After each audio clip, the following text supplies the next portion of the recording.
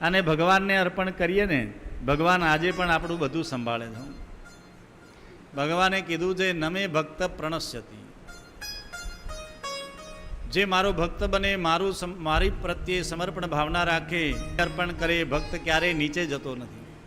એ હંમેશા ઉર્ધ્વ ગતિને પામે છે. ન સંશય, એમાં ક્યારેય સંશય રાખવો ન જોઈએ. અચ્છા મહારાજ, ભગવાન મળે કોને? બહુ વિદ્વાન હોય, બહુ ભણેલો હોય, બ્રાહ્મણ હોય, એને જ ભગવાન મળે? ભગવાનને એવો કોઈ ભેદ નથી. ભગવાન બ્રાહ્મણ ઉપર રાજી થાય ને બીજા ઉપર રાજી થાય એવું છે જ નહીં.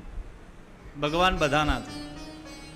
સૂર્યનારાયણ ભગવાન પ્રકાશ આપે છે, એ ઝૂંપડીવાળાને ત્યાં ઓછો પ્રકાશ આપે ને બંગલાવાળાને ત્યાં વધારે આપે, એવો ભેદ ખરો સૂર્યનારાયણ ભગવાનને? એને તો બધા સરખા. જેમ મેં તમને વરસાદનું દ્રષ્ટાંત બતાવ્યું હતું, એમ ભગવાનને કોઈ ભેદ નથી. અચ્છા મહારાજ, બહુ ઘરડા હોય, બુઢા હોય, વડીલ હોય, 80-100 પહોંચાવે, ભગવાન એની ઉપર જ રાજી થાય, ભગવાન એમને પણ પ્રસન્ન થાય? તો ભગવાન ઉંમર પણ જોતા નથી.